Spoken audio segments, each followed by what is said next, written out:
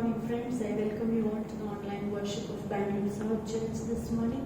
Even as we have gathered to worship God, let's turn our Bibles to the Gospel of John, chapter number 14, verse 1 to 3.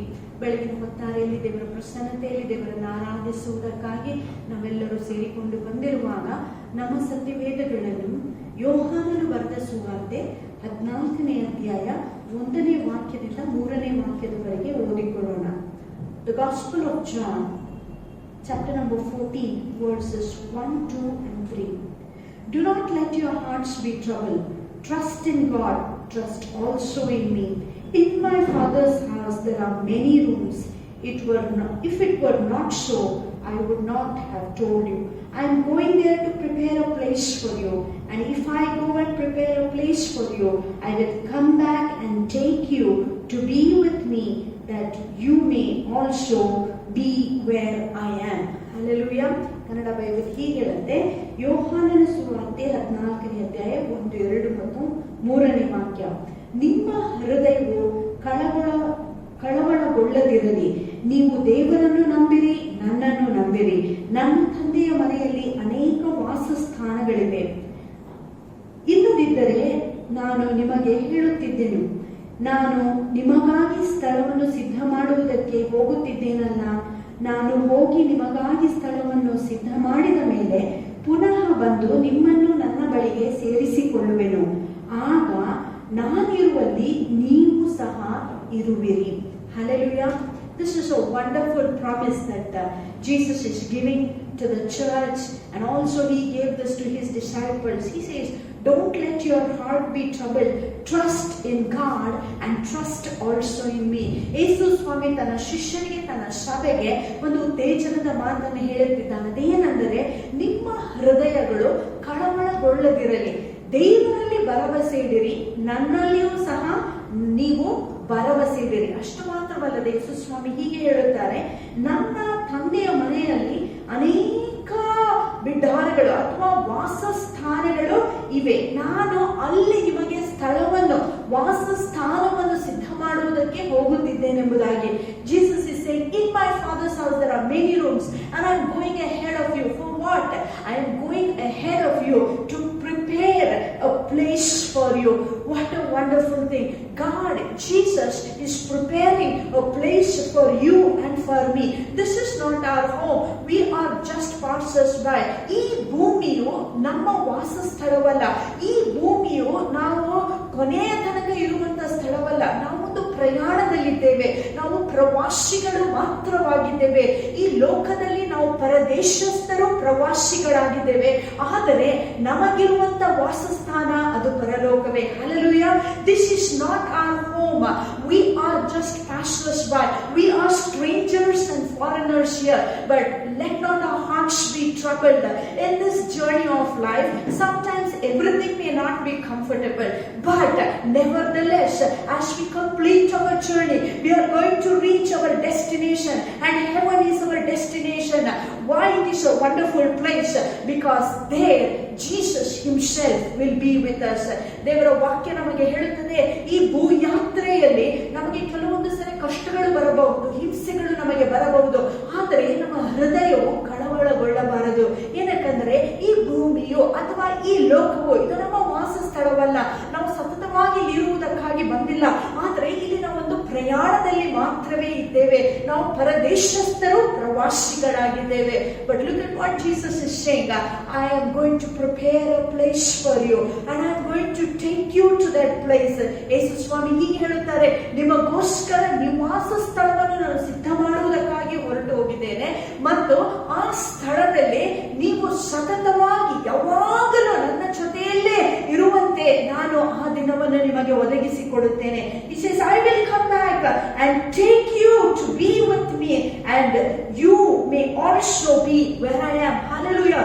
This is the promise that Jesus is giving. He is saying, I'm going to come back. I did go to prepare a place, but I am coming back. Coming back for whom? ಯಾರಿಗಾಗಿ ಯೇಸು ಸ್ವಾಮಿ ಹಿಂದಿರುಗಿ ಬರಲಿಕ್ಕಿದ್ದಾರೆ? ಸಿದ್ಧವಾದ ಜನರಿಗಾಗಿ ಬರಲಿಕ್ಕೆ ಯೇಸು ಸ್ವಾಮಿ ಬರುವರಾಗಿದ್ದಾರೆ. Jesus says, I am going to come to a prepared people to take them to a prepared place. Hallelujah. ಯೇಸು ಸ್ವಾಮಿ ಸಿದ್ಧವಾಗಿರುವಂತ ಜನರನ್ನು ಸಿದ್ಧ ಮಾಡಿರುವಂತ ನಿವಾಸ ಸ್ಥಳಕ್ಕೆ ಕೊಂಡೊಯ್ಯುವುದಕ್ಕೆ ಬರುವನಾಗಿದ್ದಾನೆ. ಅಲ್ಲಿಯ ತನಕ ಸಭೆಯಾದ ನಾವು, ವಿಶ್ವಾಸಿಗಳಾದ ನಾವು, ಸದ್ಭಕ್ತರಾದ ನಾವು ಪ್ರತಿನಿತ್ಯವೂ ಯೇಸು ಸ್ವಾಮಿಯ ಆ ಬರೋಣಕ್ಕಾಗಿ ಕಾಯುವಂತವರಾಗಿರಬೇಕು. ನಾವು ಕಾದುಕೊಂಡಿರುವಾಗ ಸತತವಾಗಿ ಆತನನ್ನು ಪ್ರೀತಿಸುವರಾಗಿರಬೇಕು, ಆತನ ಸೇವೆಯನ್ನು ಮಾಡುವರಾಗಿರಬೇಕು. As you and I are waiting for the return of Christ, as we are waiting for him to come and take us to be with him where he is, let us not be complacent, but let us love the Lord with all of our heart. Let us serve him with all of our might, and let us be waiting, watching and expecting him to return. ನಾವು ಯೇಸು ಸ್ವಾಮಿಗೋಸ್ಕರ, ಆತನ ಬರೋಣಕ್ಕೋಸ್ಕರ ಕಾಯುವಂತ ಸಭೆಯಾಗಿರಬೇಕು. ಆತನ ಬರೋಣಕ್ಕೋಸ್ಕರ ಕಾದುಕೊಂಡಿರುವಾಗ ನಾವು ಸತತವಾಗಿ ಕಷ್ಟಪಟ್ಟು ಆತನ ಸೇವೆಯನ್ನು ಮಾಡಿರುವರಾಗಿರಬೇಕು. ಈ ರೀತಿಯಾಗಿ ಮಾಡುವುದಾಗಿದ್ರೆ ಯೇಸು ಸ್ವಾಮಿ ಎರಡನೇ ಸಾರಿ ತನ್ನ ಸಭೆಯನ್ನು ತನ್ನ ಬಳಿಗೆ ಕೊಂಡೊಯ್ಯಲು ಬರುವಂತ ಸಮಯಕ್ಕೆ, ಆ ಸಿದ್ಧವಾದ ವಾಸಸ್ಥಳಕ್ಕೆ ಕೊಂಡೊಯ್ಯುವುದಕ್ಕೆ ಬರುವಾಗ ನಾವು ಯಾರನ್ನು ನಿರಾಶೆಗೊಳ್ಳುವುದಿಲ್ಲ. ಏನಕ್ಕಂದ್ರೆ ಯೇಸು ಸ್ವಾಮಿ ಹೀಗೆ ಹೇಳುತ್ತಾರೆ, ಸಿದ್ಧತೆ ಇಲ್ಲದಂತಹ ವ್ಯಕ್ತಿಗಳು ಆ ದಿನವು ಅವರಿಗೆ ತುಂಬಾ ನಿರಾಶೆಯ ದಿನವಾಗಿರುತ್ತದೆ. ಆದರೆ ಸಿದ್ಧರಾದ ಜನರಿಗಾದರೂ ಅದು ಒಂದು ಮಹತ್ತಾದ ದಿನವಾಗಿರುತ್ತದೆ. The Bible says all those who are prepared, all those who are waiting for the return of Christ, that is going to be a beautiful day. Which day? The day Christ is going to come and take us to be with him. I tell you, that is going to be the most exciting days of all our lives, because the Bible says when we enter into that prepared place, the book of Revelation says no more tears, no more pain, no more sorrow, no more negativity in that place, but the presence of God is going to be there so great, and we are going to rejoice in that place forever. ಆ ಸಿದ್ಧವಾದ ಸ್ಥಳವು ಅದು ಮನೋಹರವಾದ ಸ್ಥಳವೇ ಆಗಿರುತ್ತದೆ. ಏನಕ್ಕಂದ್ರೆ ಯೇಸು ಸ್ವಾಮಿ ಹೀಗೆ ಹೇಳುತ್ತಾರೆ, ಆ ಸ್ಥಳದಲ್ಲಿ ಕಣ್ಣೀರಿಗೆ ಸ್ಥಾನವಿಲ್ಲ, ಅಲ್ಲಿ ದುಃಖಕ್ಕೆ ಸ್ಥಾನವಿಲ್ಲ, ಕಳವಳಕ್ಕೆ ಸ್ಥಾನವಿಲ್ಲ. ಏನಕ್ಕಂದ್ರೆ ದೇವರ ಪ್ರಸನ್ನತೆಯಲ್ಲಿ ಹೇರಳವಾಗಿರುವಾಗ ನಾವು ನಿತ್ಯವೂ ಆತನ ಪ್ರಸನ್ನತೆಯಲ್ಲಿ ಆನಂದಿಸಲು ಸಾಧ್ಯವಾಗುತ್ತದೆ. ಆ ಒಂದು ದಿನಕ್ಕೋಸ್ಕರ ಈ ಭೂಯಾತ್ರೆಯಲ್ಲಿ ನಮ್ಮನ್ನೇ ನಾವು ಸಿದ್ಧ ಮಾಡಿಕೊಳ್ಳೋಣ. Let us wait in earnest expectation for the coming of the Lord and prepare our lives, prepare our homes, prepare our church to meet with him even as he comes to take us to be with him. Let us pray. Father, we just thank you for this promise. Lord, we thank you that you are a soon and coming King. You are preparing a place for us. But thank you, Lord, that you will come back and you will take us to be where you are, O God. And wherever you are, Father, that is a place of fullness of joy. Master, we pray, Lord, until you come, help us to be prepared. Help us to be waiting, watching and working till you come, Lord God, so that would be the most happiest day of each one of our life. Help us to this very end. In Jesus' name we pray. Amen. Hallelujah. What a wonderful day it is going to be when we are going to stand upon the other shore and we will praise him more and more, not by faith but looking at him with our own eyes, lifting up our hands to this great God as we see him face to face. What a wonderful day that is going to be. And before we can encounter that day, let us enjoy his presence even on this side before we can praise him on the other shore. Oh, glory to God. He has lifted me up. He has lifted me up. I know.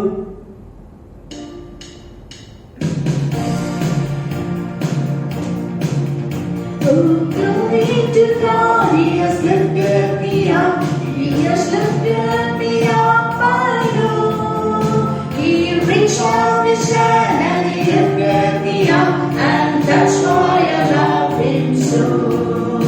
Oh, glory to God, he has lifted me up, he has lifted me up, I know. He reached out his hand and he lifted me up, and that's why I love him so.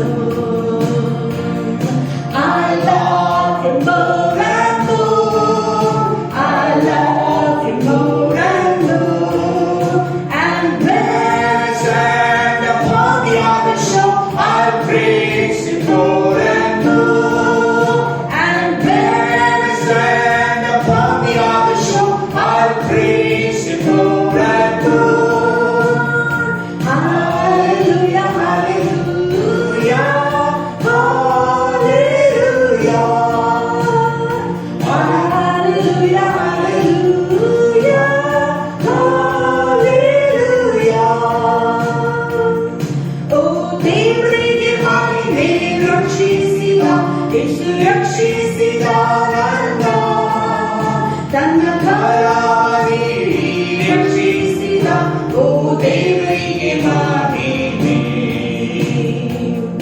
ಓ ದೇವರಿಗೆ ಮಹಿಮೆ ರಕ್ಷಿಸಿದ ಯೇಸು ರಕ್ಷಿಸಿದವನ್ನ ತನ್ನ ಕರಾರಿ ರಕ್ಷಿಸಿದ ಓ ದೇವರಿಗೆ ಮಹಿಮೆ ನಾ ಯೇಸುವನ್ನು ಪ್ರೀತಿಸುವೆ ಹೆಚ್ಚಾಗಿ ಪ್ರೀತಿಸುವೆ ಆ ಪ್ರಾಣಿಯಾಗಿ ನಿಂತು ಆತನ ಎಂದೆಂದು ಸ್ತೋತ್ರಿಸುವೆ ಆ ಪ್ರಾಣಿಯಾಗಿ ನಿಂತು ಆತನ ಎಂದೆಂದು ಸ್ತೋತ್ರಿಸುವೆ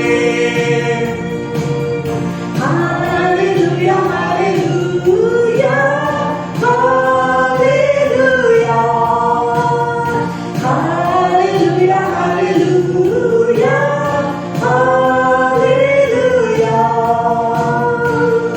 Oh, glory to God, He has lifted me up, He has lifted me up anew. He reached down His hand and He lifted me up, and that's why I love Him so. I love Him more and more. I love Him more and more. And when I stand upon the other shore, I'll praise Him more and more. And when I stand upon the other shore, I'll praise Him more and more. And when I stand upon the other shore, I'll praise Him more and more. God, we just thank you that you have loved us so very much, O Lord God, Father. You have cleansed us from sin. You have made us your sons and daughters. Father, we just thank you, O Lord, that you have gone ahead of us to prepare a place for us. Lord God, no more tears, no more pain, full of joy, full of love, full of grace and mercy is going to be that place. And we just thank you, O Lord God. Father, Lord, we know for sure, Lord, when we see you face to face, when we encounter you that day, O Lord God, we will love you more and more. When we stand upon the other shore, Lord, we will praise you more and more. Until then, we pray, Lord God, as a church, that you would give us the grace, Lord, to be true worshippers on this side, O God. Help us to love you more and more, O God. Help us to serve you with all of our might, O Lord God. Help us, O God, to be totally committed to your purposes, O Lord God, Father. So that when you come, Lord, for your prepared people, none of us, Lord God, would be ashamed, but we would be, Lord God, Lord, waiting, O Lord, for your return and encounter you, Lord God, with great joy. Help us to this very end. In Jesus' name we pray. Amen, amen, amen. Hallelujah. We worship you, Lord. Worship you, worship you. You know what a wonderful hope. ಯೇಸು ಬರುವಾಗ ನಮ್ಮನ್ನು ಆತನು ತನ್ನ ಪ್ರಸನ್ನತೆಗೆ ಕೊಂಡೊಯ್ಯುವನಾಗಿದ್ದಾನೆ. ಆತನು ತನ್ನ ರಾಜ್ಯಕ್ಕೆ ನಮ್ಮನ್ನು ಸೇರಿಸುವನಾಗಿದ್ದಾನೆ. ಅದಕ್ಕಾಗಿ ನಮ್ಮನ್ನೇ ನಾವು ಸಿದ್ಧ ಮಾಡಿಕೊಳ್ಳೋಣ. ಜೀವ ಮಾರ್ಗದಲ್ಲಿ ನಾವು ಹೋಗುವಾಗ ಯೇಸುವನ್ನೇ ನಾವು ಹಿಂಬಾಲಿಸುವರಾಗಿರೋಣ. ಆ ಭಾಗ್ಯ ಕಾನಾನಿಗೆ ಸೇರುವ ತನಕ ನಾವು ಸತತವಾಗಿ ಆತನ ಹಿಂದೆ ಹೋಗುವರಾಗಿರೋಣ. Let us continue to follow Christ until He comes and takes us to be with Him. Until then, we will ask the Lord, help me to give you glory every day. Help me to trust in you, not to trust in anything else. Jesus said, trust in God and trust also in me. So until we get into His presence, let us trust in God and trust also in Jesus. ಮಹಿಮೆ ಮಹಿಮೆ ಸದಾ ಆತನಿಗೆ, ಯೇಸು ರಾಜನಿಗೆ ಎಂದಿಗಾಗಲಿ.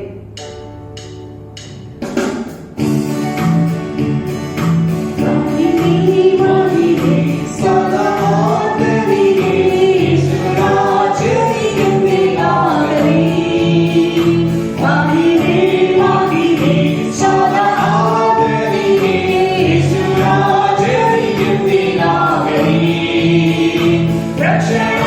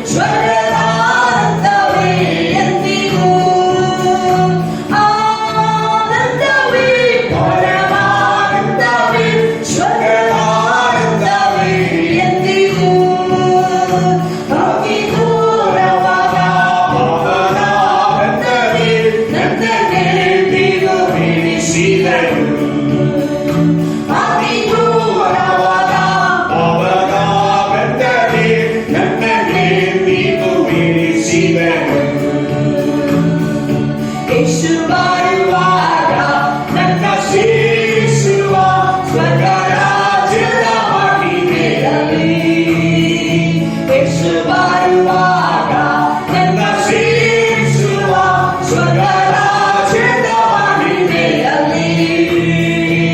ಆಶಾವು ಹರಡಿ ಅಂದು ಅವರೊಡನೆ ಪಾಡಿ ಪಾಡಿ ಸಂತೋಷಿಸುವೆ. ಆಶಾವು ಹರಡಿ ಅಂದು ಅವರೊಡನೆ ಪಾಡಿ ಪಾಡಿ ಸಂತೋಷಿಸುವೆ. ಆನಂದವೇ ಪರಮಾನಂದವೇ ಸ್ವರ್ಗದಾನಂದವೇ ಎಂದಿಗೂ. ಆನಂದವೇ ಪರಮಾನಂದವೇ ಸ್ವರ್ಗದಾನಂದವೇ ಎಂದಿಗೂ. ಅತಿ ಘೋರವಾದ ಪಾಪದ ಬಂಧನೆ ನನ್ನನ್ನೆಂದಿಗೂ ಬಿಡಿಸಿದನು. ಅತಿ ಘೋರವಾದ ಪಾಪದ ಬಂಧನೆ ನನ್ನನ್ನೆಂದಿಗೂ ಬಿಡಿಸಿದನು. ಜೀವಮಾನದೊಳು ಹೋಗುವೆ ಹೋಗುವೆ ಯೇಸು ರಾಜನ ಹಿಂದೆ ಹೋಗುವೆ.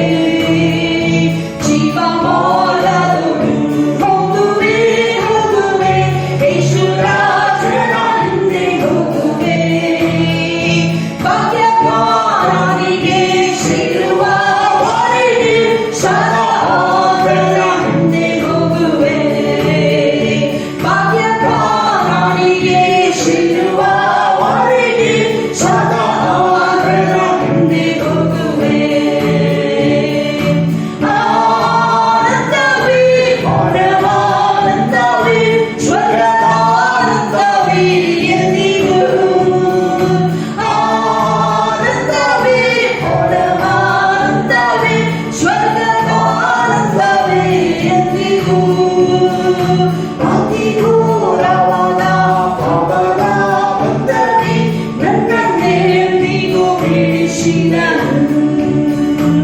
ಅತಿ ಘೋರವಾದ ಪಾಪದ ಬಂಧನೆ ನನ್ನನ್ನೆಂದಿಗೂ ಬಿಡಿಸಿದನು. ಅತಿ ಘೋರವಾದ ಪಾಪದ ಬಂಧನೆ ನನ್ನನ್ನೆಂದಿಗೂ ಬಿಡಿಸಿದನು.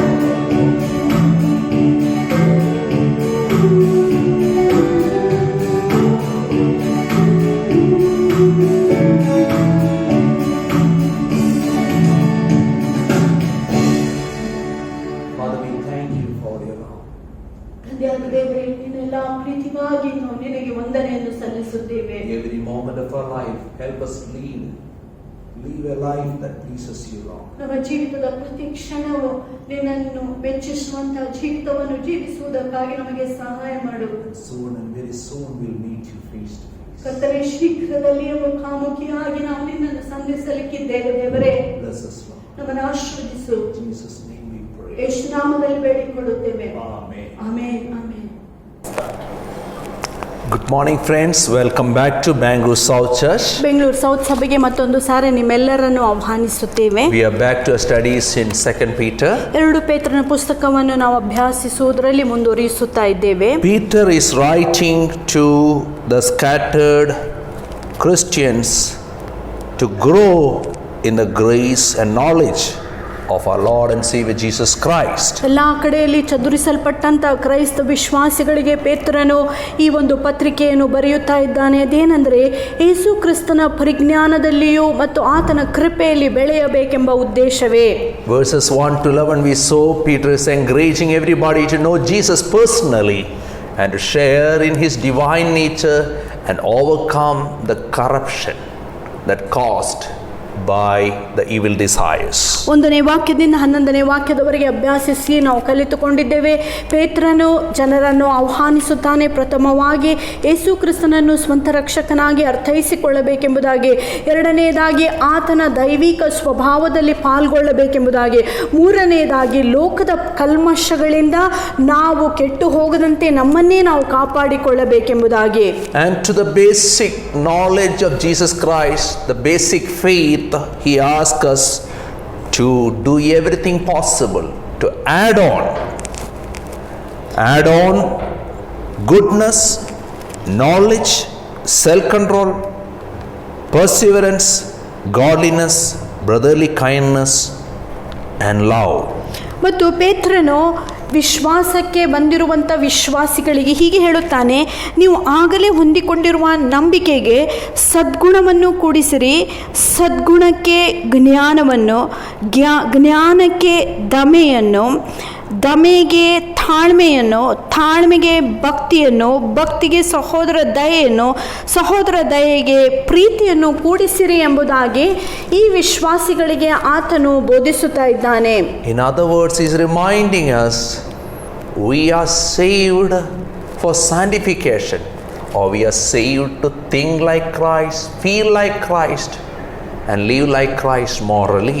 ಇನ್ನೊಂದು ಮಾತಿನಲ್ಲಿ ಆತನು ನಮಗೆ ಮರುಜ್ಞಾಪಿಸುವಂಥ ವಿಷಯವೇನೆಂದರೆ, ಯೇಸು ಸ್ವಾಮಿ ನಮ್ಮನ್ನು ರಕ್ಷಿಸಿರುವಂಥ ಕಾರಣ ನಾವು ಶುದ್ಧೀಕರಿಸಲ್ಪಡಬೇಕು. ಈ ಶುದ್ಧೀಕರಣದ ನಿಮಿತ್ತವಾಗಿ ಯೇಸು ಕ್ರಿಸ್ತನ ಹಾಗೆ ನಾವು ಆಲೋಚಿಸಬೇಕು, ಯೇಸು ಕ್ರಿಸ್ತನ ಹಾಗೆ ವರ್ತಿಸಬೇಕು, ಯೇಸು ಕ್ರಿಸ್ತನ ಭಾವನೆಗಳನ್ನು ನಮ್ಮಲ್ಲಿ ಹೊಂದಿಕೊಳ್ಳಬೇಕೆಂಬುದಾಗಿ ಪೇತ್ರನು ನಮ್ಮನ್ನು ಆಹ್ವಾನಿಸುತ್ತಾ ಇದ್ದಾನೆ. Peter has walked with Jesus so many years. ಪೇತ್ರನು ಯೇಸು ಕ್ರಿಸ್ತನ ಜೊತೆಯಲ್ಲಿ ಅನೇಕ ವರ್ಷಗಳು ನಡೆದಿದ್ದಾನೆ. He has experienced lot of things for Jesus' sake. ಯೇಸು ಕ್ರಿಸ್ತನ ನಿಮಿತ್ತವಾಗಿ ಆತನ ಅನೇಕ ವಿಷಯಗಳನ್ನು ತನ್ನ ಜೀವಿತದಲ್ಲಿ ಅನುಭವಿಸಿದ್ದಾನೆ. One day he saw Jesus in the Transfiguration mountain. ಒಂದು ದಿನ ಆ ರೂಪಾಂತರ ಹೊಂದಿರುವಂತಹ ಪರ್ವತದ ಮೇಲೆ ಯೇಸುವನ್ನು ಆತನು ಕಣ್ಣಾರೆ ಕಾಣುತ್ತಾನೆ. He saw Jesus conversing with Elijah and Moses. ಆ ದಿನದಂದು ಯೇಸು ಸ್ವಾಮಿ ಎಲಿಯನ ಜೊತೆಯಲ್ಲಿ, ಮೋಶೆಯ ಜೊತೆಯಲ್ಲಿ ಸಂಭಾಷಣೆ ಮಾಡುವುದನ್ನು ಆತನು ಕಾಣುತ್ತಾನೆ. And that was a majestic moment. ಅದು ಒಂದು ರಮ್ಯವಾದ ಗಳಿಗೆಯಾಗಿತ್ತು. And he desired that moment to stay with him, and he desired that he will build 3 tents so that he can house Jesus, Moses and Elijah, and he will leave heaven on this earth. ಆ ಒಂದು ಗಳಿಗೆ ಇಷ್ಟು ಮನೋಹರವಾಗಿತ್ತೆಂದರೆ ಪೇತ್ರನು ತನ್ನ ಆಸೆಯನ್ನು ಯೇಸುವಿಗೆ ವ್ಯಕ್ತಪಡಿಸುತ್ತಾನೆ. ಯೇಸುವೆ, ಈ ಪರ್ವತದ ಮೇಲೆ ನಾನು 3 ಗುಡಾರಗಳನ್ನು ಕಟ್ಟಿಸುತ್ತೇನೆ, ಒಂದು ನಿನಗೆ, ಒಂದು ಮೋಶೆಗೆ, ಒಂದು ಎಲಿಯನಿಗೆ. ಆ ನಿಮಿತ್ತವಾಗಿ ಇದು ನಿಮಗೆ ವಾಸಸ್ಥಳವಾಗಿರುವುದಾಗಿದ್ದರೆ ಸತತವಾಗಿ ಈ ಒಂದು ಭೂಮಿ, ಈ ಒಂದು ಪರ್ವತವೇ ಅದು ಒಂದು ಸ್ವರ್ಗವಾಗಿ ಮಾರ್ಪಡಲಿ ಎಂಬುದಾಗಿ ಆತನು ಆಶಿಸುತ್ತಾನೆ. His desire was not fulfilled, but now he has come to give his own tent in this earth, and he want to go to that big tent where he will see millions and millions of saints from every background, every language, every caste celebrating the wedding feast of the slain lamb. ಆದರೆ ಆ ದಿನದಂದು ಆತನ ಆಸೆಯು ಅದು ನೆರವೇರಲಿಲ್ಲ. ಆದರೆ ಆ ಆಸೆಯು ನೆರವೇರದೆ ಈ ಒಂದು ಗಳಿಗೆಗೆ ಆತನು ಬಂದಿದ್ದಾನೆ. ಈ ಗಳಿಗೆ ಏನೆಂದರೆ, ಆತನಲ್ಲಿ ಇರುವಂತ ಆತನ ಗುಡಾರವನ್ನೇ ಬಿಟ್ಟು ಹೋಗಬೇಕಾದಂತ ಸ್ಥಳ ಬಂದಿತ್ತು. ಈ ಒಂದು ಭೂಮಿಯ ಮೇಲೆ ಕಟ್ಟಿರುವಂತಹ ಗುಡಾರವನ್ನು ಆತನು ಬಿಟ್ಟು ಹೋಗುವಾಗ ಸ್ವರ್ಗದಲ್ಲಿ ಆತನಿಗೆ ಆಹ್ವಾನಿಸುವುದಕ್ಕಾಗಿ ಒಂದು ದೊಡ್ಡ ಗುಡಾರವು ಕಟ್ಟಿಸಲ್ಪಟ್ಟಿದೆ. ಆ ಗುಡಾರದಲ್ಲಿ ಪ್ರತಿಯೊಂದು ಜಾತಿ, ಕುಲ, ಭಾಷೆಗೆ ಸೇರಲ್ಪಟ್ಟಂತಹ ಸದ್ಭಕ್ತರಲ್ಲಿದ್ದಾರೆ. ಅವರೆಲ್ಲರೂ ತಮ್ಮನ್ನೇ ತಾವು ಆ ಒಂದು ಯೇಸು ಕ್ರಿಸ್ತನ ಆ ಒಂದು ಮದುವೆಗಾಗಿ ಅವರು ಸಿದ್ಧ ಮಾಡಿಕೊಳ್ಳುತ್ತಾ ಇದ್ದಾರೆ. ಅಂತ ಸುಂದರವಾದ ಬಿಡಾರದೊಳಗೆ ಆತನು ಪ್ರವೇಶಿಸುವುದಕ್ಕೆ ಸಿದ್ಧನಾಗಿದ್ದಾನೆ. Like Israel left Egypt, the misery, the pain, the suffering, oppression, struggles were over, and they were happily entered the promised land. Peter is looking for his departure, that his pain, his struggles, every pain and suffering over, and he will be with his master, dwelling with his master forever and ever. ಯಾವ ರೀತಿಯಾಗಿ ಇಸ್ರಾಯೇಲ್ ಜನಾಂಗವು ಐಗುಪ್ತ ದೇಶದ ದಾಸತ್ವದಿಂದ ಆಚೆ ಕಡೆ ಬರುವಾಗ, ಕಾನಾನ್ ದೇಶವನ್ನು ಪ್ರವೇಶಿಸುವಾಗ ಅವರು ಅನುಭವಿಸಿರುವಂತ ಎಲ್ಲಾ ಕಣ್ಣೀರುಗಳನ್ನು ಮರೆತರು, ದಬ್ಬಾಳಿಕೆಯನ್ನು ಮರೆತರು, ದಾಸತ್ವವನ್ನು ಮರೆತರು. ಅದೇ ರೀತಿಯಾಗಿ ಪೇತ್ರನು ಇಲ್ಲಿ ಹೇಳುತ್ತಾ ಇದ್ದಾನೆ, ಈ ಭೂಯಾತ್ರೆಯಲ್ಲಿ ನಾನು ನಡೆಯುವಾಗ ಅನೇಕ ನೋವುಗಳನ್ನು ಅನುಭವಿಸಿದನು, ಕಳವಳವನ್ನು ಹೊಂದಿದೆನು, ದುಃಖವನ್ನು ಹೊಂದಿದೆನು. ಆದರೆ ಈ ಒಂದು ಭೂಯಾತ್ರೆಯ ಗುಡಾರವನ್ನು ಬಿಟ್ಟು ಸ್ವರ್ಗದ ಗುಡಾರಕ್ಕೆ ನಾನು ಸೇರುವಾಗ ಅದು ಎಂಥ ಮನೋಹರವಾದ ಕಾನಾನಾಗಿರುತ್ತದೆ. ಅಲ್ಲಿ ಕಣ್ಣೀರಿಲ್ಲ, ದುಃಖವಿಲ್ಲ, ಹಿಂಸೆ ಇಲ್ಲ. ಅದು ಒಂದು ಸುಂದರವಾದಂತ ಗುಡಾರವಾಗಿದೆ ಎಂಬುದಾಗಿ ಪೇತ್ರನು ಹೇಳುತ್ತಾನೆ. All these years he held on to so many things in life, but then he says in the last moment, just before his departure, Some things you have to hold on in life that will take you to the promised land. ಈ ಭೂ ಯಾತ್ರೆಯಲ್ಲಿ ಪೇತ್ರನಿರುವಾಗ ಆತನು ಅನೇಕ ಸಂಗತಿಗಳನ್ನು ತನ್ನ ಜೀವಿತದಲ್ಲಿ ಬಿಗಿಯಾಗಿ ಹಿಡಿದುಕೊಂಡಿದ್ದನು. ಆದರೆ ಈ ಒಂದು ಭೂ ಯಾತ್ರೆಯ ಮುಗಿಯುವಂಥ ಸಮಯದಲ್ಲಿ ಈ ಒಂದು ಜೀವಿತವೆಂಬ ಗುಡಾರವನ್ನು ಆತನು ಬಿಟ್ಟು ಹೋಗುವಂಥ ಸ್ಥಳದಲ್ಲಿ ಆತನು ವಿಶ್ವಾಸಿಗೆ ಹೇಳುತ್ತಾನೆ, ಕೆಲವೊಂದು ಸಂಗತಿಗಳ ಕಡೆಗೆ ನೀವು ಲಕ್ಷ್ಯ ಕೊಡಬೇಕು, ಅದನ್ನೇ ನೀವು ಗಟ್ಟಿಯಾಗಿ ಹಿಡಿದುಕೊಳ್ಳಬೇಕೆಂಬುದಾಗಿ. And that's what we meditate in 2 Peter 1:12-21. ಅದನ್ನೇ ನಾವು 2 ಪೇತ್ರ 1ನೇ ಅಧ್ಯಾಯ 12ನೇ ವಾಕ್ಯದಿಂದ 21ನೇ ವಾಕ್ಯದವರೆಗೆ ಧ್ಯಾನ I ಮಾಡಲಿಕ್ಕಿದ್ದೇವೆ. titled today's sermon, Pay Close Attention. ನೀವು ಅತಿ ಸಮೀಪವಾಗಿ ಲಕ್ಷ್ಯ ಕೊಡಿರಿ ಎಂಬ ಸಂದೇಶವನ್ನು ಇಂದು ನಾವು ಕಲಿಯಲಿಕ್ಕಿದ್ದೇವೆ. What should we hold on to? ನಾವು ಯಾವ ಸಂಗತಿಗಳಿಗೆ ಹಿಡಿದುಕೊಳ್ಳಬೇಕು, What should we pay close attention to? ಯಾವ ವಿಷಯಗಳಿಗೋಸ್ಕರ ನಾವು ಲಕ್ಷ್ಯ ಕೊಡಬೇಕಾಗಿರುತ್ತದೆ. Number 1, to the reminders. ಮೊದಲನೆಯದಾಗಿ ಜ್ಞಾಪಕ ಪಡಿಸುವಂತ ವಿಷಯಗಳಿಗೋಸ್ಕರ. Verse 12-15. 12ನೇ ವಾಕ್ಯದಿಂದ 15ನೇ In ವಾಕ್ಯ. verse 12 he says, I always remind you of these things. 12ನೇ ವಾಕ್ಯದಲ್ಲಿ ಆತನು ಹೀಗೆ ಹೇಳುತ್ತಾನೆ, ಯಾವಾಗಲೂ ನಿಮಗೆ ಜ್ಞಾಪಕ ಮಾಡುವುದಕ್ಕೆ ನಾನು ಎಂದಿಗೂ ಅಲಕ್ಷ್ಯ ಮಾಡುವುದಿಲ್ಲ. Verse 13 he reminds us, I think it is right to refresh your memory as long as I live in the tent of this body. 13ನೇ ವಾಕ್ಯದಲ್ಲಿ ಆತನು ಹೀಗೆ ಹೇಳುತ್ತಾನೆ, ಹೌದು, ನಾನು ನನ್ನ ದೇಹವೆಂಬ ಗುಡಾರದಲ್ಲಿರುವ ತನಕ ನಿಮಗೆ ಜ್ಞಾಪಕ ಪಡಿಸಿ ಪ್ರೇರೇಪಿಸುವುದು ಯುಕ್ತವೆಂದೆಣಿಸುತ್ತೇನೆ. Verse 15, and I'll make every effort to see that after my departure you will always be able to remember these things. 15ನೇ ವಾಕ್ಯದಲ್ಲಿ ಹೀಗಿರುವುದರಿಂದ ನೀವು ನನ್ನ ಮರಣದ ನಂತರ ಇವುಗಳನ್ನು ಯಾವಾಗಲೂ ಜ್ಞಾಪಕ ಮಾಡಿಕೊಳ್ಳುವುದು ಸಾಧ್ಯವಾಗುವಂತೆ ಪ್ರಯಾಸ ಪಡುವೆನು. He knows one thing. ಆತನಿಗೆ ಒಂದು ವಿಷಯ ಗೊತ್ತಿದೆ. Verse 14, I know that I'll soon put it aside as our Lord Jesus Christ made clear to me. 14ನೇ ವಾಕ್ಯದಲ್ಲಿ ಆತನು ಹೀಗೆ ಹೇಳುತ್ತಾನೆ, ನಮ್ಮ ಕರ್ತನಾದ ಯೇಸು ಕ್ರಿಸ್ತನು ನಮಗೆ ಸ್ಪಷ್ಟಪಡಿಸಿದ ಪ್ರಕಾರ ನಾನು ಈ ಗುಡಾರವನ್ನು ತೆಗೆದು ಹಾಕುವುದು ಬೇಗನೆ ಬರುತ್ತದೆ ಎಂದು ಬಲ್ಲೆನು. Soon after this letter he was crucified upside down by Nero. ಈ ಒಂದು ಪತ್ರವನ್ನು ಬರೆದ ಸ್ವಲ್ಪ ದಿನಗಳಲ್ಲಿಯೇ ಆತನು ನೀರೋ ಎಂಬ ಅರಸನಿಂದ ಕೊಲ್ಲಲ್ಪಟ್ಟನು. What is he reminding? What is he refreshing? What is he trying to write down so that people will be reminded always? ಯಾವ ವಿಷಯಗಳನ್ನು ನಾವು ಜ್ಞಾಪಕ ಮಾಡಿಕೊಳ್ಳಬೇಕೆಂಬುದಾಗಿ ಪೇತ್ರನು ನಮಗೆ ಉಪದೇಶಿಸುತ್ತಿದ್ದಾನೆ. That's he is saying, hold on to the add-ons and Jesus. ಆತನು ಹೇಳುವಂಥ ಒಂದು ಮಾತನ್ನು ಏನೆಂದರೆ, ಯಾವಾಗಲೂ ಯೇಸುವನ್ನು ನೀವು ಮರುಜ್ಞಾಪಿಸಿಕೊಳ್ಳಬೇಕು. ಎರಡನೆಯದಾಗಿ ನಂಬಿಕೆಗೆ ಬೇಕಾಗಿರುವಂಥ ಎಲ್ಲ ಅಂಶಗಳನ್ನು ನೀವು ಕೂಡಿಸಿಕೊಳ್ಳಬೇಕು. We are saved to be holy. ನಾವು ರಕ್ಷಿಸಲ್ಪಟ್ಟದ್ದು Jesus said, ಪರಿಶುದ್ಧರಾಗಿರುವುದಕ್ಕಾಗಿ. my house should be full. ಯೇಸು ಸ್ವಾಮಿ ಹೇಳಿದನು, ನನ್ನ ಮನೆ ತುಂಬಿ ತುಳುಕಬೇಕು. And then after telling that he shared 2 parables on commitment. ಇದನ್ನು ಹೇಳಿದ ತಕ್ಷಣವೇ ಆತನು ಸಮರ್ಪಣೆಯ ಕುರಿತಾಗಿ 2 ಸಾಮ್ಯಗಳನ್ನು ಅಲ್ಲಿ ಬೋಧಿಸುತ್ತಾನೆ. No rotten people will be in God's kingdom. ಕೊಳತು ಹೋದಂತ ಯಾವ ಜನರು ದೇವರ ರಾಜ್ಯಕ್ಕೆ ಸೇರ್ಪಡೆ ಆಗಲು ಸಾಧ್ಯವಿಲ್ಲ. You will be saved in rotten state, but don't remain there. You're called to be holy and blameless in the sight of ನೀವು Jesus. ಕೊಳತು ಹೋದಂತ ಪರಿಸ್ಥಿತಿಗಳಿಂದ ರಕ್ಷಿಸಲ್ಪಟ್ಟಿದ್ದೀರಿ, ಆದ್ರೆ ಕೊಳೆಯುವಂತ ಸಂಗತಿಗಳಲ್ಲೇ ನೀವು ಮುಂದುವರೆಯಬಾರದು. ಶುದ್ಧೀಕರಿಸಲ್ಪಟ್ಟು ಯೇಸುವಿನ ಸನ್ನಿಧಾನಕ್ಕೆ ಸೇರುವರಾಗಿರಬೇಕು. Peter says, ಪೇತ್ರನ್ ಹೇಳುತ್ತಾನೆ, I am not getting bored or ashamed to repeat it again and again. Why? I know this is the last time. I'm going to leave my earthly tent. ಹೇಳಿದ್ದನ್ನೇ ಹೇಳುವುದಕ್ಕೆ ನನಗೆ ಬೇಸರ ಆಗಲ್ಲ. ಏನಕ್ಕಂದ್ರೆ ಅತಿ ಶೀಘ್ರದಲ್ಲಿಯೇ ಭೂಮಿಯ ಮೇಲೆ ನನ್ನ ಯಾತ್ರೆಯು ತೀರ ಹೋಗುತ್ತದೆ ಮತ್ತು ಈ ಗುಡಾರವನ್ನು ಬಿಟ್ಟು ಹೋಗುವಂತ ಸಮಯವು ಸಮೀಪವಾಗಿದೆ. And chapter 2 he says, false prophets are coming. ಆತನು ಹೀಗೆ ಹೇಳುತ್ತಾನೆ, ಸುಳ್ಳು ಪ್ರವಾದಿಗಳು ಬರುತ್ತಾ ಇದ್ದಾರೆ. They bring swift destruction on themselves by teaching destructive teachings. ಸುಳ್ಳು ಬೋಧನೆಗಳನ್ನು ಉಪದೇಶ ಮಾಡಿ ಅವರು ತಮ್ಮ ಮೇಲೆ ನಾಶನವನ್ನು ಬರಮಾಡಿಕೊಳ್ಳುತ್ತಿದ್ದಾರೆ ಎಂಬುದಾಗಿ ಪೇತ್ರನು ಹೇಳುತ್ತಾನೆ. That's why I remind you, hold on to the basics. ಆ ಕಾರಣದಿಂದ ಪೇತ್ರನು ಹೇಳುತ್ತಾ ಇದ್ದಾನೆ, ಮುಖ್ಯವಾದ ವಿಷಯಗಳಿಗೆ ನೀವು ಲಕ್ಷ್ಯ ಕೊಡುವರಾಗಿರಬೇಕು. Secondly, you have to pay close attention to the apostles' testimonies. ಎರಡನೆಯದಾಗಿ ಅಪೊಸ್ತಲರ ಸಾಕ್ಷಿಗಳಿಗೆ ನೀವು ಅತಿ ಸೂಕ್ಷ್ಮವಾಗಿ ಗಮನವನ್ನು ಕೊಡಬೇಕು. Verse 16 to 18. 16ನೇ ವಾಕ್ಯದಿಂದ 18ನೇ Verse ವಾಕ್ಯವರೆಗೆ. 16, we did not follow cleverly invented stories when we told you about the power and the coming of our Lord Jesus Christ.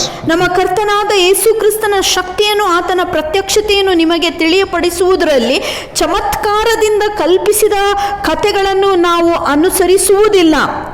ಆತನ ಮಹತ್ತನ್ನು ಕಣ್ಣಾರೆ ಕಂಡಿದ್ದೇವೆ. We were eyewitnesses of His majesty. ನಾವು ಆತನ ಮಹತ್ತನ್ನು ಕಣ್ಣಾರೆ ಕಂಡವರಾಗಿದ್ದೇವೆಂದು ತಿಳಿಯಪಡಿಸುತ್ತೇವೆ. We are not using fabricated, made up stories. ನಾವು ಚಮತ್ಕಾರದಿಂದ ಕಲ್ಪಿಸಲ್ಪಟ್ಟಂತ ಕಥೆಗಳನ್ನು ಹೇಳುತ್ತಿಲ್ಲ. Why? ಏನಕ್ಕೆ? Chapter 2 verse 3. 2ನೇ ಅಧ್ಯಾಯದ 3ನೇ In ವಾಕ್ಯ. their greed, the false teachers will exploit you with stories they have made up. ಅವರು ದ್ರವ್ಯಾಶೆಯುಳ್ಳವರಾಗಿ ಕಲ್ಪನೆ ಮಾತುಗಳನ್ನು ಹೇಳುತ್ತಾ ನಿಮ್ಮಿಂದ ಲಾಭವನ್ನು ಸಂಪಾದಿಸಬೇಕೆಂದವರಾಗಿದ್ದಾರೆ. We know the powerful coming of our Lord Jesus Christ. ಅಂತವರಿಗೆ ಬಹಳ ಕಾಲದಿಂದ ತೀರ್ಪು ತಡವಾಗಿರುವುದಿಲ್ಲ. ಯೇಸು ಕ್ರಿಸ್ತನು ಅತಿ ಶೀಘ್ರದಲ್ಲಿ ಬರಲಿಕ್ಕಿದ್ದಾನೆ ಎಂಬುದಾಗಿ ನಾವು ತಿಳಿದುಕೊಂಡಿದ್ದೇವೆ. False teachers can cook up stories and they teach the experience and miracles and visions, but Peter says, stick on to the scripture, the basics, whatever you heard from the original apostles, stick on to that.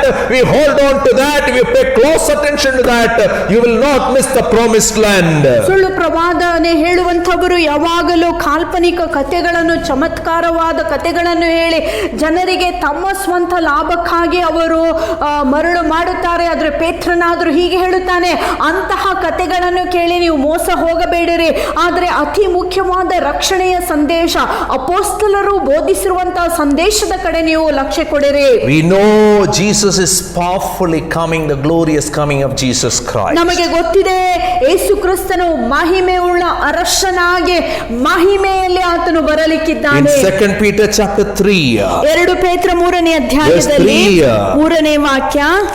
Peter says, you must understand in the last days scoffers will come and scoffing and following their own evil desires. They will say, where is this coming he promised? Ever since our fathers died, everything goes on as it has since the beginning of the creation. ಕಡೆ ದಿವಸಗಳಲ್ಲಿ ತಮ್ಮ ದುರಾಶೆಗಳ ಪ್ರಕಾರ ನಡೆಯುವ ಕುಚೋದ್ಯಗಾರರು ಬಂದು ಆತನ ಪ್ರತ್ಯಕ್ಷತೆಯ ವಿಷಯವಾದ ವಾಗ್ದಾನಕ್ಕೇನಾಯಿತು?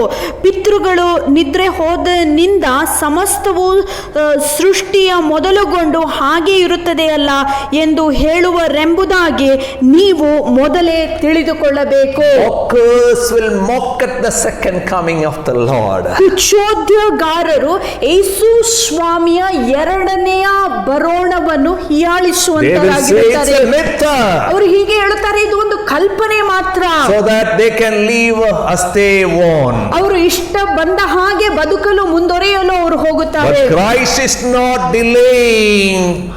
He will come. ಆದ್ರೆ ಯೇಸು ಕ್ರಿಸ್ತನು ತಡ ಮಾಡದೆ ಆತನು ಬರಲಿಕ್ಕೆ Peter ಸಿದ್ಧನಾಗಿದ್ದಾನೆ. was eyewitnesses in the holy mountain in Matthew 17. ಮತ್ತಾಯನ ಸುವಾರ್ತೆ 17ನೇ ಅಧ್ಯಾಯದಲ್ಲಿ ಪೇತ್ರನು ಈ ವಿಷಯವನ್ನು ಕಣ್ಣಾರೆ He ಕಂಡದವನಾಗಿದ್ದಾನೆ. understood Jesus will undergo suffering. ಆತನಿಗೆ ಗೊತ್ತಿತ್ತು ಯೇಸು ಸ್ವಾಮಿ ಅನೇಕ ಕಷ್ಟಗಳನ್ನು ಇದಕ್ಕಾಗಿ And one day he ಅನುಭವಿಸಬೇಕಾಗಿತ್ತು. will come back the same way he went up. ಯಾವ ರೀತಿಯಾಗಿ ಪರಲೋಕಕ್ಕೇರಿ ಹೋದನೋ ಅದೇ ರೀತಿಯಾಗಿ ಆತನು ಲೋಕಕ್ಕಿಳಿದು ಬರುತ್ತಾನೆಂಬುದಾಗಿ ಆತನಿಗೆ He ತಿಳಿದಿದ್ದನು. knew he will see his master face to face. ಆತನಿಗೆ ಗೊತ್ತಿತ್ತು ತನ್ನ ಯಜಮಾನನನ್ನು ಆತನು ಮುಖಾಮುಖಿಯಾಗಿ ನೋಡಲಿಕ್ಕಿದ್ದಾನೆ. He saw Jesus after the resurrection. ಆತನು ಯೇಸು ಸ್ವಾಮಿಯನ್ನು ಪುನರುತ್ಥಾನ ಹೊಂದುವ ಆ ಸಂಗತಿಯನ್ನು ನೋಡಿದನು. Like Job, ಯೋಬನ ಹಾಗೆ he believed in resurrection. ಆತನು ಪುನರುತ್ಥಾನದಲ್ಲಿ ನಂಬಿಕೆ ಇಟ್ಟಿದ್ದನು. Job said, ಯೋಬನು ಹೀಗೆ ಹೇಳುತ್ತಾನೆ, though my body decay, ಈ ನನ್ನ ಶರೀರವು ನಶಿಸಿ ಹೋದರು, with his very eyes ಈ ಸ್ವಂತ ನನ್ನ ಕಣ್ಣುಗಳಿಂದ I will see my Lord. ನಾನು ನನ್ನ ಯಜಮಾನನನ್ನು ನೋಡುತ್ತೇನೆ. I know my Redeemer lives. ನನಗೆ ಗೊತ್ತು ನನ್ನ face to face encounter with my Lord. ಮುಖಿಯಾಗಿ ನಾನು ದೇವರನ್ನು ಸಂಧಿಸಲಿಕ್ಕಿದ್ದೇನೆ. Not with somebody else's eyes. ಬೇರೆಯವರ ಕಣ್ಣುಗಳಿಂದಲ್ಲ, With my own eyes. ನನ್ನ ಸ್ವಂತ ಕಣ್ಣುಗಳಿಂದ. Peter and Job, they had the glimpses of the glory of our Lord and Savior Jesus Christ. ಪೇತ್ರನಿಗೆ ಯೋಬನಿಗೆ ಯೇಸು ಸ್ವಾಮಿಯ ಪುನರುತ್ಥಾನದ ಆ ಮುನ್ನೋಟವು ಆಗಲೇ ಕೊಡಲ್ಪಟ್ಟಿತು. Peter and Paul knew very well. ಪೇತ್ರನಿಗೆ ಪೌಲನಿಗೆ ಇದು ಸ್ಪಷ್ಟವಾಗಿ ತಿಳಿದಂತ ವಿಷಯ. After their departure, ಅವರು ಹೊರಟೋದ ನಂತರ there will come so many butchers in wolves. So many butchers or wolves in sheep's clothing. ಅನೇಕ ಕೊಯ್ಯುವಂತವರು, ಅಂದರೆ ಕುರಿಮರಿಯ ವೇಷಗಳನ್ನು ಹಾಕಿಕೊಂಡು ತೋಳದ ಹಾಗಿರುವಂತ ಕೊಯ್ಯುವವರು ಬರುತ್ತಾರೆಂಬುದಾಗಿ. That's what Paul said in Acts chapter 20 verse 29 and 30. ಅದನ್ನೇ ಪೌಲನು ಅಪೊಸ್ತಲ ಕೃತ್ಯ 20ನೇ ಅಧ್ಯಾಯ 29-30ನೇ ವಾಕ್ಯದಲ್ಲಿ ಇದನ್ನು ಹೇಳಿದನು. What these false teachers will do? ಈ ಸುಳ್ಳು ಪ್ರವಾದಿಗಳು ಮಾಡುವಂತ ಸಂಗತಿಗಳೇನು? They will attract a following after themselves. ತಮ್ಮ ಹಿಂದೆ ಅನೇಕರನ್ನು ಸೆಳೆದುಕೊಳ್ಳುವಂತವರಾಗಿದ್ದಾರೆ. They will exploit the emotions and the pocket of gullible people. ಯಾರು ಬಲಹೀನ ಮನಸ್ಸನ್ನು ಹೊಂದಿಕೊಂಡಿದ್ದಾರೋ ಅಂತವರನ್ನು ಅವರು ದುರುಪಯೋಗ ಪಡಿಸಿಕೊಳ್ಳುವರಾಗಿದ್ದಾರೆ. And that's why Peter says once last time, stick on or hold on or pay close attention to the true gospel written in the scripture. ಆದ್ದರಿಂದ ಪೇತ್ರನು ಹೀಗೆ ಹೇಳುತ್ತಾನೆ, ದೇವರ ವಾಕ್ಯದಲ್ಲಿ ಬರೆಯಲ್ಪಟ್ಟಂತ ಆ ಸುವಾರ್ತೆಯನ್ನು ನೀವು ಲಕ್ಷ್ಯ ಕೊಟ್ಟು ಅನುಸರಿಸಿರಿ, ಕೇಳಿರಿ, ಆ ವಾಕ್ಯಗಳನ್ನು ಗಟ್ಟಿಯಾಗಿ ಹಿಡಿದುಕೊಳ್ಳಿರಿ. Thirdly, he says pay close attention to the holy scriptures. ಮೂರನೇ ವಿಷಯ ಆತನು ಹೀಗೆ ಹೇಳುತ್ತಾನೆ, ಪರಿಶುದ್ಧವಾದ ವಾಕ್ಯಗಳನ್ನು ನೀವು ಗಟ್ಟಿಯಾಗಿ ಹಿಡಿದುಕೊಳ್ಳಿರಿ. 19 to 21. 19ನೇ ವಾಕ್ಯದಿಂದ 21ನೇ ವಾಕ್ಯ. We have the word of the prophets made more certain, and you will do well to pay attention to it, as to a light shining in dark place until the day dawns and the morning star rises in your hearts. ನಮಗೂ ಬಹುದೃಢವಾದ ಪ್ರವಾದನೆಯ ವಾಕ್ಯವಿರುತ್ತದೆ. ಆ ದಿನವು ಬೆಳಗುವವರೆಗೆ ಉದಯ ನಕ್ಷತ್ರವು ನಿಮ್ಮ ಹೃದಯದಲ್ಲಿ ಮೂಡತನಕ ಅದನ್ನು ಕತ್ತಲೆಯಾದ ಸ್ಥಳದಲ್ಲಿ ಪ್ರಕಾಶಿಸುವ ದೀಪವೆಂದೆಣಿಸಿ ಅದಕ್ಕೆ ನೀವು ಲಕ್ಷ್ಯ ಕೊಡುವುದು ಒಳ್ಳೆಯದು. If you meditate and live according to scripture, scripture will function as a lamp shining in a dark place. ಒಂದು ವೇಳೆ ಪ್ರತಿನಿತ್ಯವೂ ದೇವರ ವಾಕ್ಯವನ್ನು ನೀವು ಅಭ್ಯಾಸಿಸಿ ವಾಕ್ಯವನ್ನು ಧ್ಯಾನಿಸುವುದಾಗಿದ್ದರೆ ಈ ವಾಕ್ಯವು ಕತ್ತಲೆಯ ಪ್ರದೇಶದಲ್ಲಿ ದೀಪದ ಹಾಗೆ ನಿಮ್ಮ ಜೀವಿತದಲ್ಲಿ ಬೆಳಕನ್ನುಂಟು ಮಾಡುತ್ತದೆ. It will keep you away from the darkness of sin, darkness of wrong teachings and ignorance. ಒಂದು ವೇಳೆ ನೀವು ವಾಕ್ಯವನ್ನು ಧ್ಯಾನ ಮಾಡುವುದಾಗಿದ್ದರೆ ಈ ವಾಕ್ಯವು ನಿಮ್ಮನ್ನು ಪಾಪದಿಂದ ದೂರವಾಗಿಡುತ್ತದೆ, ಅಜ್ಞಾನದಿಂದ ದೂರವಾಗಿಡುತ್ತದೆ, ಕತ್ತಲೆಯಿಂದ ನಿಮ್ಮನ್ನು ದೂರವಾಗಿಡುತ್ತದೆ. And you have to stick on to the scripture until the day dawns, the coming of the Lord Savior Jesus Christ. ಯೇಸು ಕ್ರಿಸ್ತನ ಬರೋಣದ ತನಕ ನಿಮ್ಮನ್ನೇ ನೀವು ಶುದ್ಧವಾಗಿ ಇಡಿಸಿಕೊಳ್ಳಬೇಕಾಗಿದ್ದರೆ ಈ ವಾಕ್ಯವನ್ನು ನೀವು ಧ್ಯಾನ ಮಾಡಬೇಕಾಗಿದೆ. Christ's morning star should shine in your heart brightly. ಕ್ರಿಸ್ತನೆಂಬ ಈ ಉದಯ ನಕ್ಷತ್ರವು ನಿಮ್ಮ ಹೃದಯದಲ್ಲಿ ಅದು ಪ್ರಕಾಶಿಸಬೇಕಾಗಿರುತ್ತದೆ. You can see one of the first worship leaders, his name is Morning Star. ನಾವು ನೋಡುತ್ತೇವೆ ದೇವರ ವಾಕ್ಯದಲ್ಲಿ ಅತಿ ಮೊದಲನೆಯ ಆರಾಧನೆ ನಡೆಸುವನ ಹೆಸರು ಅದು ಉದಯ ನಕ್ಷತ್ರ ಎಂಬುದಾಗಿ In ಬರೆಯಲ್ಪಟ್ಟಿದೆ. Isaiah 14:12 we can see him. ನಾವು ಆತನ ಹೆಸರನ್ನು ಯೆಶಾಯನ ಪ್ರವಾದನೆ ಗ್ರಂಥ 14ನೇ ಅಧ್ಯಾಯದ 12ನೇ ವಾಕ್ಯದಲ್ಲಿ ಅದನ್ನು ನೋಡಬಹುದು. That worship leader, he was filled with pride and he was behind the king of Babylon. ನಾವು ನೋಡುತ್ತೇವೆ ಈ ಆರಾಧನೆ ನಾಯಕನು ಆತನು ಗರ್ವಿಷ್ಠನಾಗಿದ್ದನು, ಗರ್ವದಿಂದ ತುಂಬಲ್ಪಟ್ಟು ಬಾಬಿಲೋನ್ ಅರಸನ ಹೃದಯವನ್ನು ಪ್ರೇರೇಪಿಸಿದ ಆತನು ಇವನು.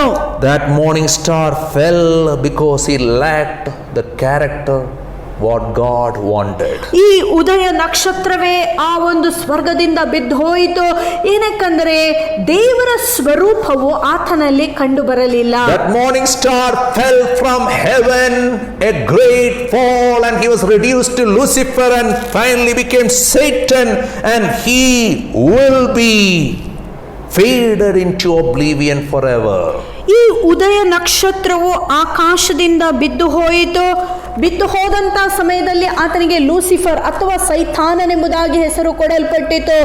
ಆ ನಕ್ಷತ್ರವು ಆ ಉದಯ ನಕ್ಷತ್ರವೆಂಬ ಹೆಸರನ್ನೇ ಮರೆತು ಹೋದಂತ ನಕ್ಷತ್ರವಾಯಿತು. Jesus, the rising morning star, the real morning star, will never fall, never fade away.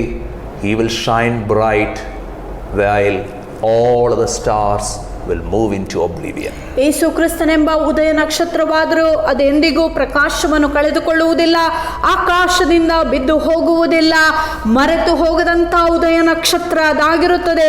ಕೊನೆಯ ತನಕ ಪ್ರಕಾಶಿಸುವಂತ ಉದಯ ನಕ್ಷತ್ರ ಅದಾಗಿರುತ್ತದೆ. This astrologer, this false prophet Balaam, this Balaam who practiced witchcraft, in his prophecy in Numbers 24:17, he saw the star coming out of Israel. ನಾವು ನೋಡುತ್ತೇವೆ, ಸುಳ್ಳು ಪ್ರವಾದಿಯಾದ ಬೀಲಾಮನು ಆತನು ತನ್ನ ಆ ಒಂದು ಮಂತ್ರವಾದ ನಿಮಿತ್ತವಾಗಿ ಉದಯ ನಕ್ಷತ್ರವು ಆ ಸ್ವರ್ಗದಿಂದ ಬರುವುದನ್ನು ಕಾಣುತ್ತಾನೆ. Malachi prophesied about the day dawning, the day of righteousness, the morning star will appear. ನಾವು ನೋಡುತ್ತೇವೆ, ಮಲಾಕಿಯ ಪ್ರವಾದನೆ ಗ್ರಂಥದಲ್ಲಿಯೂ ಸಹ ನೀತಿಯ ಸೂರ್ಯನು ಪ್ರಕಾಶಿಸಲಿಕ್ಕಿದ್ದಾನೆ, ಆತನೇ ಉದಯದ ನಕ್ಷತ್ರ ಎಂಬುದಾಗಿ ಮಲಾಕಿಯು ಸಹ ಈ ಉದಯದ ನಕ್ಷತ್ರದ ಬಗ್ಗೆ ಹೇಳುತ್ತಾನೆ. Zechariah prophesied righteousness and peace will reign when the morning star, the Prince of Peace, will reign in this world. ಲೋಕದಲ್ಲಿ ಸಮಾಧಾನದ ಪ್ರಭು ಆಳ್ವಿಕೆಯನ್ನು ಮಾಡುವಂತ ಸಮಯದಲ್ಲಿ ನೀತಿಯು ಮತ್ತು ಆತನ ಕೃಪೆಯು ಶಾಶ್ವತವಾಗಿ ಭೂಮಿಯ ಮೇಲೆ ಇರುತ್ತದೆ ಎಂಬುದಾಗಿ ಜಕರಿಯನು ಸಹ ಪ್ರವಾದನೆ ಮಾಡಿದನು. In Revelation chapter 2 verse 28, ಪ್ರಕಟಣೆ ಪುಸ್ತಕ 2ನೇ ಅಧ್ಯಾಯದ 28ನೇ ವಾಕ್ಯ, Jesus promises himself the morning star to those who overcome immorality. ಯಾರ್ಯಾರು ಅನೀತಿಯುಳ್ಳ ಜೀವಿತವನ್ನು ಜಯಿಸಿ ಒಳ್ಳೆಯವರಾಗುತ್ತಾರೋ ಅಂಥವರಿಗೆ ಉದಯ ಸೂಚಕ ತಾರೆಯು ಕಾಣಿಸಿಕೊಳ್ಳುತ್ತದೆ ಎಂಬುದಾಗಿ ಪ್ರವಾದಿಸುತ್ತಾರೆ. In Revelation the last chapter 22 verse 16, ಪ್ರಕಟಣೆ ಪುಸ್ತಕ 22ನೇ ಅಧ್ಯಾಯದ 16ನೇ ವಾಕ್ಯ, Jesus is saying, I am the morning star. ಯೇಸು ಸ್ವಾಮಿ ತನ್ನ ಬಗ್ಗೆ ಹೇಳುತ್ತಾನೆ, ನಾನೇ ಆ ಉದಯ Why ನಕ್ಷತ್ರವಾಗಿದ್ದೇನೆ. Peter reminds all this? ಈ ಎಲ್ಲಾ ವಿಷಯಗಳನ್ನು ಪೇತ್ರನು ಯಾಕೆ ಜ್ಞಾಪಕ ಪಡಿಸುತ್ತಿದ್ದಾನೆ? Verse 20 and 21. 20 ಮತ್ತು 21ನೇ ವಾಕ್ಯ, False teachers through their wrong interpretation will end up in false teaching. ಸುಳ್ಳು ಬೋಧಕರು ಸುಳ್ಳು ಬೋಧನೆಯ ನಿಮಿತ್ತವಾಗಿ ಸುಳ್ಳು ವಿಷಯಗಳನ್ನು ಬೋಧಿಸುತ್ತಾರೆ. And that's why he says, above all you must understand that no prophecy of scripture came about by the prophets on interpretation, for prophecy never had its origin in the will of man, but men spoke from God as they were carried along by the Holy Spirit. 20 and 21. 21ನೇ ವಾಕ್ಯ, ಪವಿತ್ರ ಗ್ರಂಥದ ಯಾವ ಪ್ರವಾದನೆಯು ಕೇವಲ ಸ್ವಂತವಾಗಿ ವಿವರಿಸತಕ್ಕದಲ್ಲವೆಂಬುದನ್ನು ಮೊದಲೇ ತಿಳಿದುಕೊಳ್ಳಿರಿ. ಹಿಂದಿನ ಕಾಲದಲ್ಲಿ ಯಾವ ಪ್ರವಾದನೆಯು ಮನುಷ್ಯನ ಚಿತ್ತದಿಂದ ಬರಲಿಲ್ಲ. ಪರಿಶುದ್ಧರಾದ ದೇವಜನರು ಪವಿತ್ರಾತ್ಮ ಪ್ರೇರಿತರಾಗಿ ಮಾತನಾಡಿದರು. Peter knows. ಪೇತ್ರನಿಗೆ ಈ ವಿಷಯ ಗೊತ್ತಿದೆ. In chapter 2 he said, false teachers will come with destructive heresies.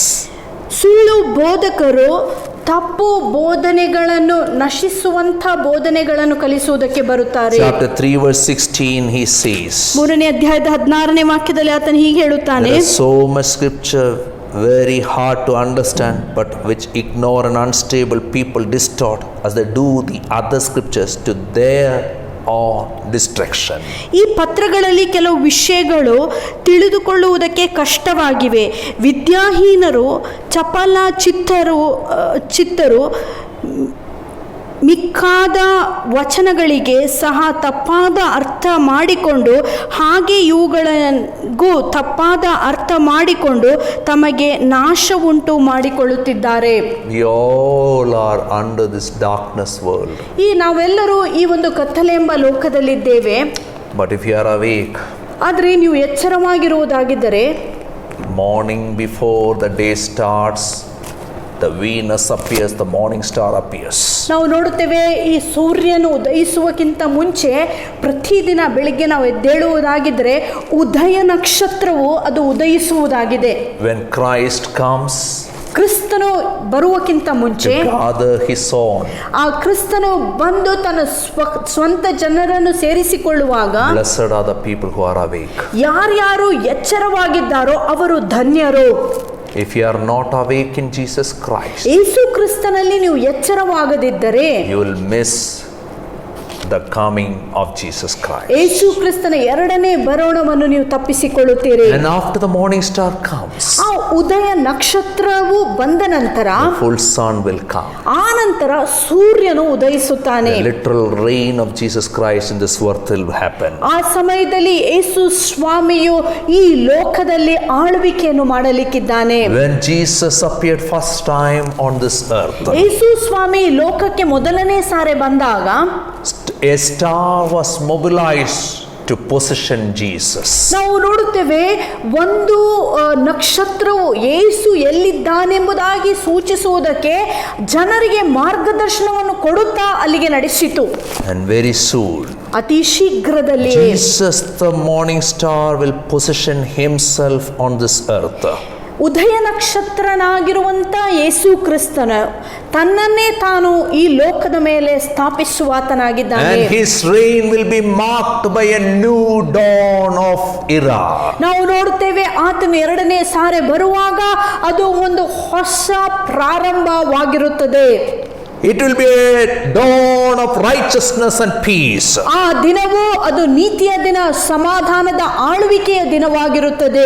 At the first coming of Jesus Christ, ಯೇಸು ಸ್ವಾಮಿ ಮೊದಲನೇ ಸಾರಿ ಬಂದಾಗ many people were so religious, studied scriptures. ಅನೇಕ ಧಾರ್ಮಿಕ ಜನರೆಲ್ಲ ವಾಕ್ಯವನ್ನು ಸರಿಯಾಗಿ They were ಅರ್ಥೈಸಿಕೊಂಡವರಿದ್ದರು. well versed with scripture cover to cover, but they forgot to practice it. ದೇವರ ವಾಕ್ಯವನ್ನು ಅವರು ಬಹಳಷ್ಟು ಸರಿಯಾಗಿ ತಿಳಿದುಕೊಂಡಿದ್ದರು, ಆದರೆ ವಾಕ್ಯವನ್ನು ಅನುಸರಿಸುವುದರಲ್ಲಿ ಅವರು ಸೋತು ಹೋಗಿದ್ದರು. Poor shepherd could find the Prince of Peace. ಆದರೆ ನಾವು ನೋಡುತ್ತೇವೆ, ಇಲ್ಲಿರುವಂತಹ ಬಡ ಕುರುಬರು ಯೇಸು ಸ್ವಾಮಿಯನ್ನು ಅವರು ತಿಳಿದುಕೊಳ್ಳಲು ಹುಡುಕಲು The ಸಾಧ್ಯವಾಯಿತು. wise men could find Jesus, but they never grew in committing themselves to follow Jesus Christ, and they missed their opportunity to know and grow in Jesus Christ. ಅಲ್ಲಿ ಇರುವಂತ ಪಂಡಿತರು ಸಹ ಯೇಸುವನ್ನು ಹುಡುಕುವುದಕ್ಕೆ ಬರುತ್ತಾರೆ, ಅಲ್ಲಿ ಆತನನ್ನು ಕಂಡುಕೊಳ್ಳುತ್ತಾರೆ, ಆದರೆ ಆತನ ಸೌಭಾಗ್ಯವನ್ನು ಅನುಭವಿಸುವುದಕ್ಕೆ ಅವರಿಗೆ ಆಗಲಿಲ್ಲ. Many religious leaders, ಅನೇಕ ಧಾರ್ಮಿಕ ಜನರು, many political leaders, ಅನೇಕ ಸಾಮಾಜಿಕ ಅನೇಕ ರಾಜಕೀಯ ಜನರು, many of them missed. They couldn't recognize Jesus, the Savior of the world, and they couldn't accept his lordship. ಅನೇಕ ಹಿರಿಯರೆಲ್ಲರೂ ಯೇಸು ಸ್ವಾಮಿ ಲೋಕರಕ್ಷಕನೆಂಬುದಾಗಿ ಗ್ರಹಿಸಿಕೊಳ್ಳಲು ಅವರಿಗೆ ಆಗಲಿಲ್ಲ, ಆದ್ದರಿಂದ ಆ ರಕ್ಷಣೆ ಅನುಭವವನ್ನೇ ಅವರು ಕಳೆದುಕೊಂಡರು. But he is the morning star. ಆದರೆ ಆತನೇ ಉದಯ ನಕ್ಷತ್ರವಾಗಿದ್ದಾನೆ. He is coming soon. ಆತನು ಶೀಘ್ರದಲ್ಲಿ ಬರಲಿಕ್ಕಿದ್ದಾನೆ. Very soon. ಶೀಘ್ರದಲ್ಲೇ He ಬರಲಿಕ್ಕಿದ್ದಾನೆ. will come in this world gloriously. ಆತನು ಮಹಿಮೆ ಉಳ್ಳ ಅರಸನಾಗಿ ಆತನು ಹಿಂತಿರುಗಿ ಬರಲಿಕ್ಕಿದ್ದಾನೆ. I wish that, ನಾನು ಬಯಸುತ್ತೇನೆ, like Peter, ಪೇತ್ರನ ಹಾಗೆ he repeated again and again, ಆತನು ಮೇಲಿಂದ ಮೇಲೆ ಮಾತನ್ನು ಹೇಳುತ್ತಾನೆ, because he is going to depart to that glorious place. ಆ ಒಂದು ಮಹಿಮೆ ಉಳ್ಳ ಸ್ಥಳಕ್ಕೆ ಆತನು ಹೋಗಲಿಕ್ಕಿದ್ದಾನೆ. ಆದ್ದರಿಂದ ಈ ವಾಕ್ಯವನ್ನು ಮೇಲಿಂದ ಮೇಲೆ I ಹೇಳುತ್ತಿದ್ದಾನೆ. too desire ನಾನು ಅಪೇಕ್ಷಿಸುತ್ತೇನೆ, none of us will miss that glorious place. ಅಂತ ಮಹಿಮೆ ಉಳ್ಳ ಸ್ಥಳವನ್ನು ನಾವು ಯಾರು Be ತಪ್ಪಿಸಿಕೊಳ್ಳಬಾರದು. alert, ನೀವು ಯಾವಾಗಲೂ ಎಚ್ಚರವಾಗಿರಬೇಕು. Know Jesus. ಯೇಸು ಸ್ವಾಮಿಯನ್ನು ಅರ್ಥೈಸಿಕೊಳ್ಳಿರಿ Make him known. ಮತ್ತು ಆತನನ್ನು ಇತರರಿಗೆ ತಿಳಿಯಪಡಿಸಿರಿ. Live a set apart life. ನೀವು ಪ್ರತ್ಯೇಕಿಸಿರುವಂತ ಜೀವಿತವನ್ನು ಜೀವಿಸಿರಿ. Live a life apart from every defiling and distracting things. ನಿಮ್ಮನ್ನು ಹೊಲಸು ಮಾಡುವಂತ ಎಲ್ಲಾ ಸಂಗತಿಗಳಿಂದ ನಿಮ್ಮನ್ನೇ ನೀವು ಪ್ರತ್ಯೇಕಿಸಿಕೊಳ್ಳಿರಿ. And when he calls you, ಆತನು ನಿಮ್ಮನ್ನು ಹೆಸರಿಡಿದು ಕರೆಯುವಾಗ you will not miss his call. ಆ ಸಮಯದಲ್ಲಿ ನೀವು ಆತನ ಕರೆಯನ್ನು ತಪ್ಪಿಸಿಕೊಳ್ಳಲ್ಲ. You will abide with him here and you will abide with him forever and ever. ನೀವು ಇಲ್ಲಿ ಆತನಲ್ಲಿ ನೆಲೆಗೊಳ್ಳುವುದಾಗಿದ್ದರೆ ನಿತ್ಯಕ್ಕೂ ನೀವು ನೆಲೆಗೊಳ್ಳಲು ಸಾಧ್ಯವಾಗುತ್ತದೆ. May God bless all of us. ದೇವರು ತಾನೇ ನಮ್ಮೆಲ್ಲರನ್ನು ಆಶೀರ್ವಾದ ಮಾಡಲಿ.